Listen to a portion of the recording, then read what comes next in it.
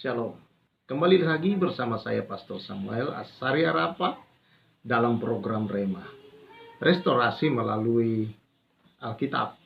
Firman Allah ini saudara-saudara adalah pelita bagi kaki kita dan terang di jalan hidup kita. Nah, saudara yang saya kasih dalam Tuhan, kita akan membahas bersama-sama kembali bagian firman Tuhan dan kita sudah sampai pada Ulangan pasal yang ke-27. Setelah kemarin kita melihat tentang pembacaan Taurat saudara-saudara kepada mereka, maka sekarang mereka diperhadapkan kepada dua hal, yaitu berkat dan kutuk. Pasal 27 dan pasal yang ke-28. Namun sebelumnya, saya mengajak kita berdoa bersama. Terima kasih Tuhan, Engkau kembali bersama dengan kami dalam merenungkan firman-Mu ini, memberi kami hikmat dan wahyu untuk kami dapat mengerti dan mengenal akan pribadi-Mu yang indah. Dan berbicaralah bagi kami dalam kuasa Roh Kudus-Mu ya Tuhan. Di dalam nama Tuhan Yesus kami berdoa. Amin. Saudara, dalam Ulangan pasal yang ke-27 kita menemukan di sana saudara-saudara bagaimana bangsa Israel, suku ini saudara dibagi dua oleh Tuhan. Ya. Dalam ayat yang ke-11, pada hari itu Musa memberi perintah kepada bangsa itu, sesudah kamu menyeberangi sungai Yordan, maka mereka inilah yang harus berdiri di gunung Gerizim untuk memberkati bangsa itu. Yakni suku Simeon, Lewi, Yehuda, Isakar, Yusuf, dan Benyamin. Nah, dan mereka inilah yang harus berdiri di Gunung Ebal untuk mengutuki, yakni suku Ruben, Gad, Aser, Sebulon, dan suku Dan, serta Naftali.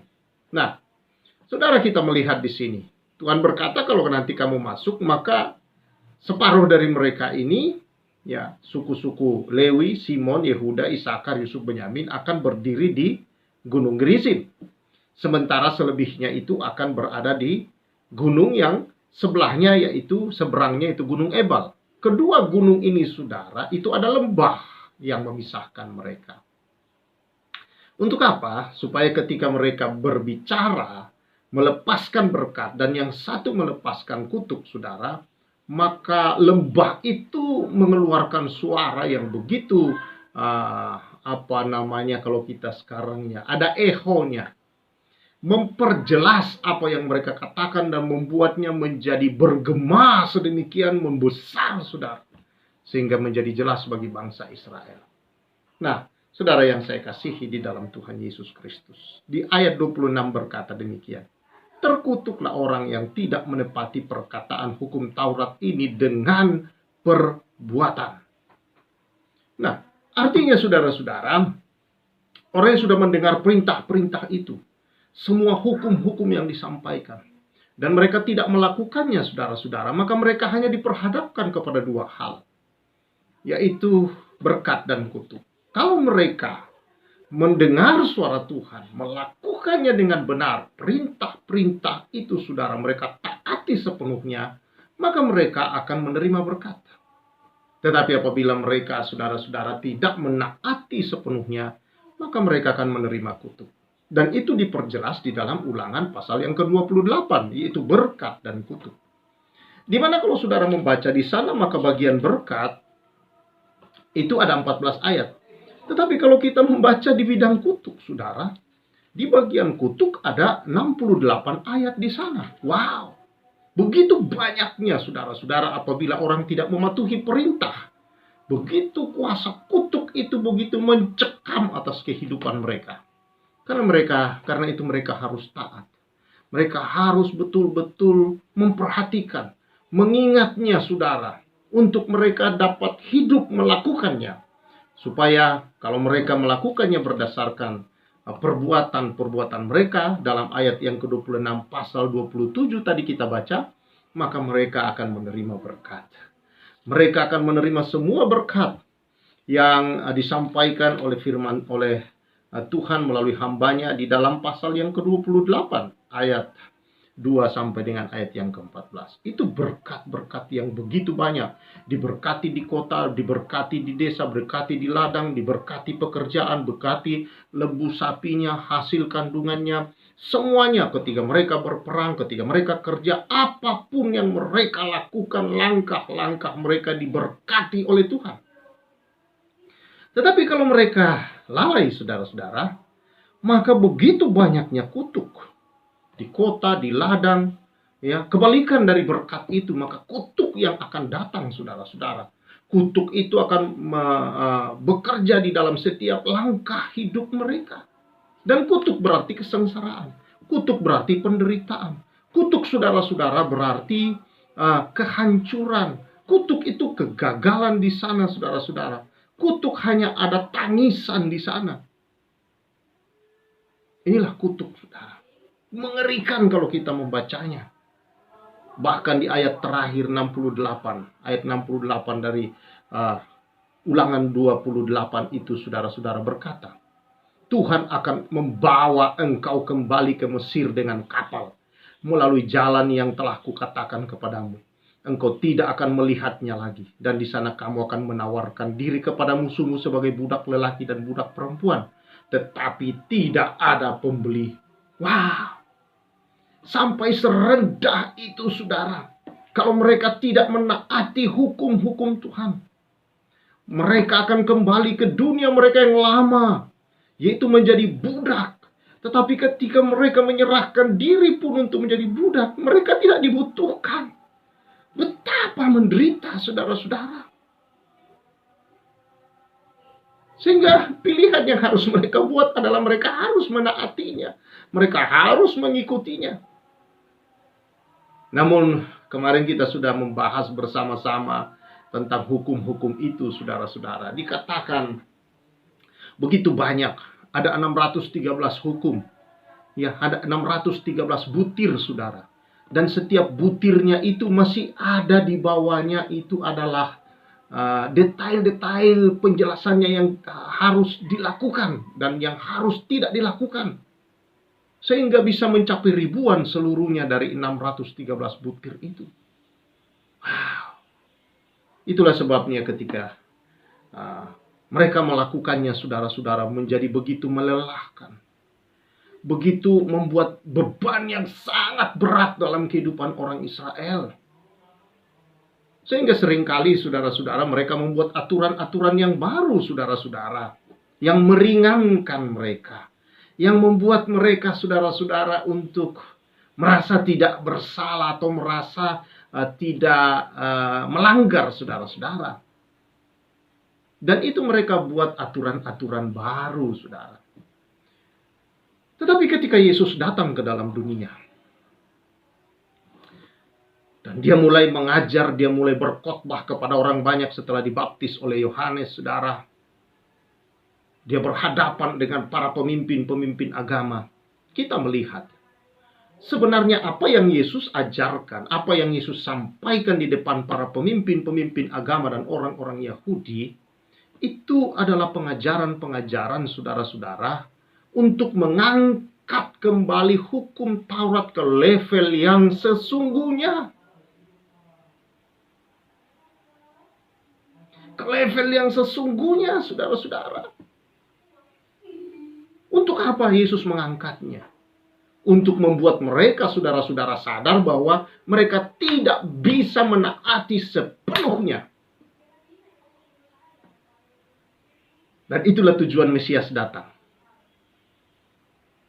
Di dalam diri Mesias, semua ditaati. Digenapi di sana. Yang tidak bisa kita genapi. Yang tidak bisa digenapi oleh orang-orang Israel. Yesus menggenapinya. Dengan jalan menjadi kutuk. Terkutuklah dia yang digantung di atas kayu salib. Saudara, salah satu contoh. Misalkan Yesus berkata demikian kepada orang-orang Yahudi, pemimpin-pemimpin agama Yahudi, tentang masalah percabulan.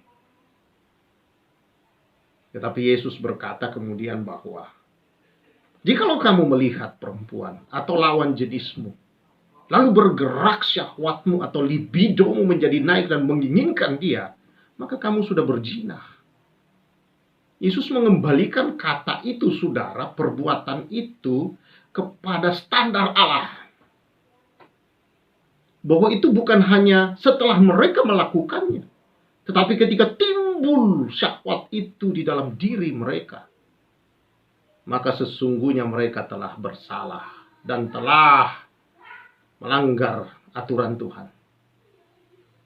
Wow, kalau demikian saudara, tentunya tidak mungkin ada orang yang bisa dapat memenuhi itu. Karena bagaimanapun ketika seseorang melihat lawan jenisnya, itu bisa terjadi, muncul di dalam pikiran, dalam hati. Dan itu sudah dosa. Nah, itu standar Allah tentang dosa, saudara. Tidak ada yang bisa menggenapi setiap melakukannya dengan benar. Hanya ada satu manusia yang bisa melakukan dengan sempurna hukum itu, saudara. Itulah Yesus. Itu sebabnya Yesus, saudara-saudara, turun ke bumi mengambil rupa manusia. Sehingga di dalam diri Yesus, dia adalah manusia 100%. Namun juga harus Allah 100%. Karena kalau hanya manusia, maka dia pasti tidak mungkin suci. Atau tidak bernoda. Tetapi karena dia Allah, saudara-saudara, maka memungkinkan manusianya itu, saudara, adalah kudus, suci seluruhnya. Maka dia layak, saudara-saudara, untuk menggantikan kita. Dia layak, saudara-saudara, untuk bisa menjadi penebus bagi kita. Hanya dia yang ketika melihat lawan jenis, mungkin saudara-saudara yang bisa kudus, bisa suci, saudara-saudara. Bukannya kudus. Kudus dan suci itu berbeda, saudara. Suci adalah sifat natur. Tetapi kudus adalah hasil perbuatan.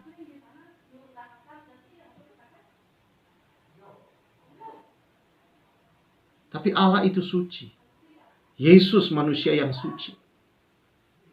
Dan dia bisa untuk menjadi pengganti bagi kita. Puji Tuhan untuk itu, saudara. Sehingga kita bisa menerima janji itu. Janji Allah melalui Bapa Abraham yang diberikan menjadi milik bagian kita melalui Kristus Yesus. Saya bacakan bagian firman Tuhan. Dalam Galatia 3 ayat yang ke-10 berkata, karena semua orang yang hidup dari pekerjaan hukum Taurat berada di bawah kutuk. Sebab ada tertulis, terkutuklah orang yang tidak setia melakukan segala sesuatu yang tertulis dalam kitab hukum Tuhan. Hukum Taurat. Dan bahwa tidak ada orang yang dibenarkan di hadapan Allah karena melakukan hukum Taurat adalah jelas. Karena orang yang benar akan hidup oleh iman. Tetapi dasar hukum Taurat bukanlah iman, melainkan siapa yang melakukannya akan hidup karenanya. Ayat 13, menjadi jalan keluar ketidakmampuan manusia atas kelalaian mereka untuk tidak sanggup mengikuti Taurat itu. Ayat 13 berkata, Kristus telah menebus kita dari kutuk hukum Taurat. Dengan jalan menjadi kutuk karena kita. Sebab ada tertulis, terkutuklah orang yang digantung pada kayu salib. Yesus Kristus telah membuat ini supaya di dalam dia berkat Abraham sampai kepada bangsa-bangsa lain. Di luar bangsa Israel, kita bangsa Indonesia kena. Sehingga oleh iman kita menerima roh yang telah dijanjikan itu. Apa yang kita terima, saudara-saudara, melalui korban Kristus?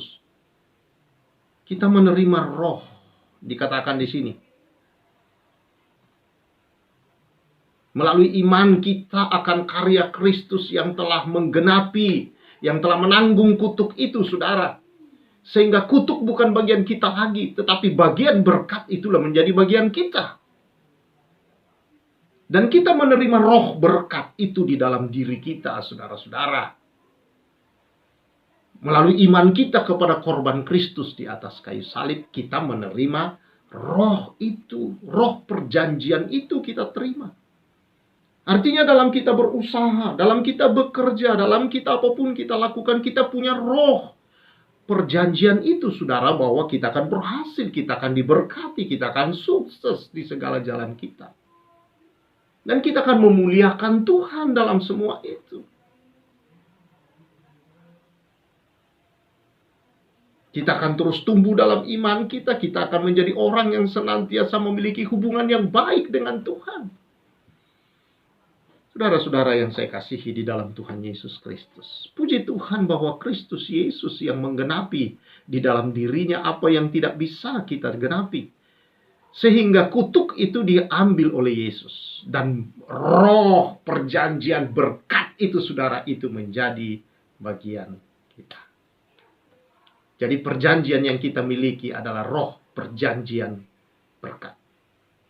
Spiritnya, spirit berkat itu ada pada kita. Sehingga ketika dalam hidup ini kita tidak perlu khawatir, takut. Ada bersama dengan Tuhan, Sang Immanuel, artinya Allah beserta kita. Artinya dengan kehadiran Immanuel, saudara, di hidup kita, berarti Allah yang hadir di hidup kita. Ini adalah salah satu hal bahwa nama itu diberikan kepada Kristus, Immanuel. Artinya Allah menyertai kita, berarti itu menandakan Yesus adalah Allah yang beserta dengan kita. Maka janji itu menjadi milik bagian kita. Menerima berkatnya di segala bidang kehidupan kita, hal kehidupan kita. Kalau kita bersandar, kalau kita menggunakan kekuatan Allah, dan kita menggunakan semua adalah janji Allah di segala jalan kita, tidak ada yang perlu kita takutkan. Tuhan bersama dengan saudara-saudara. Puji Tuhan. Ingat, Yesus sudah menjadi kutuk. Yesus sudah mengangkat kutuk itu, menanggung kutuk itu. Beban yang begitu berat. Itu sebabnya Yesus berkata sekali lagi di dalam Matius 11 ayat yang ke-28, ketika berhadapan dengan orang-orang banyak, khususnya bagi para orang-orang Israel itu dan para pemimpin Israel yang berusaha melakukan kebenaran hukum Taurat itu, ternyata begitu melelahkan, saudara. Mereka berusaha menurunkan standarnya supaya mereka bisa melakukan, tapi Yesus datang mengembalikan standar Allah itu, saudara. Bahwa walaupun mereka turunkan bukan berarti mereka tidak bersalah, mereka justru bersalah tetap, karena standar Allah itu yang Allah lihat. Dan Yesus menggenapi standar Allah itu di dalam dirinya. Karena dia adalah manusia dan juga Allah. Hanya dia yang sanggup menggenapi standar itu di hadapan Allah. Sehingga semua selesai. Dan ketika dia selesaikan itu, dia berkata di atas kayu salib, sebelum dia menyerahkan nyawanya, sudah selesai. Dia sudah selesaikan tanggungan itu. Dia sudah selesaikan kutuk itu. Maka roh perjanjian berkat menjadi milik kita, berjalan di hidup. Puji Tuhan, saudara-saudara. Itu hari-hari ini engkau takut, engkau gelisah, engkau khawatir dengan situasi. Engkau mulai, saudara-saudara, menjadi tidak menentu, saudara-saudara, dengan keadaan dunia. Ada perang Ukraina, Rusia, yang banyak orang mendesas-desuskan bisa terjadi perang dunia ketiga. Sementara pandemi COVID-19 belum selesai. Krisis ekonomi yang terus menjadi seperti gelombang, persoalan demi persoalan, bencana-bencana yang begitu seperti gelombang yang bertubi-tubi tidak selesai, saudara-saudara. Seringkali ini belum lagi gelombang-gelombang dalam pribadimu, belum gelombang-gelombang di dalam rumah tanggamu, di tempat pekerjaanmu. Engkau menghadapi banyak, saudara-saudara. Hari-hari ini engkau khawatir, engkau takut. Ayo tengok kembali ke dalam kebenaran firman Allah. Engkau punya roh perjanjian dengan Allah. Perjanjian berkat. Sehingga engkau tidak tergantung dengan situasi dunia. Tetapi imanmu harus bergantung kepada Allah, sang pengatur semesta alam ini.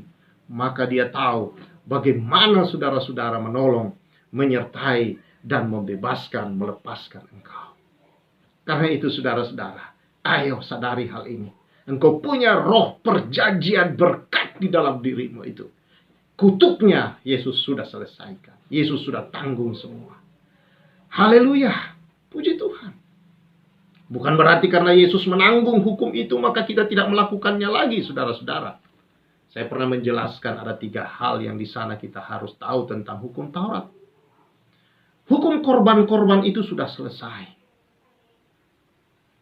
Hukum sipil itu, saudara-saudara, aturan-aturan gigi ganti gigi, mata ganti mata, tidak berlaku lagi. Tetapi hukum moral, seperti yang kita baca tadi, saudara-saudara, hormat orang tua, mengasihi sesama, hidup dalam kasih, itu adalah bagian yang tetap kita kerjakan, saudara-saudara, sebagai bentuk bahwa kita dikasihi dan kita hidup dalam kasih itu kepada Allah dan sesama. Puji Tuhan, saudara-saudara. Tuhan begitu mengasihi, menyayangi kita, sehingga dia melakukannya untuk kita melalui korban Yesus di kayu salib. Jangan sia-siakan. Karena itu, beralih ke dalam roh perjanjian berkat yang ada dalam hidupmu yang Tuhan tahu. Bergantung kepada Allah, baca firman-Nya, bersekutu terus dengan Tuhan. Maka saudara akan melihat roh perjanjian berkat bekerja di perjalanan hidupmu.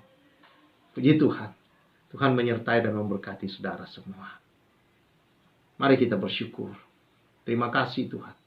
Roh perjanjian berkat menjadi bagian milik yang telah Tuhan berikan ke dalam kami. Karena Kristus telah menanggung kutuk. Maka berkat menjadi bagian kami. Yang kami terima dengan iman di dalam Roh Kudus. Terima kasih. Melalui korban Kristuslah semua itu menjadi nyata bagi hidup kami. Terpujilah Engkau atas semua. Berkati umat-Mu Tuhan.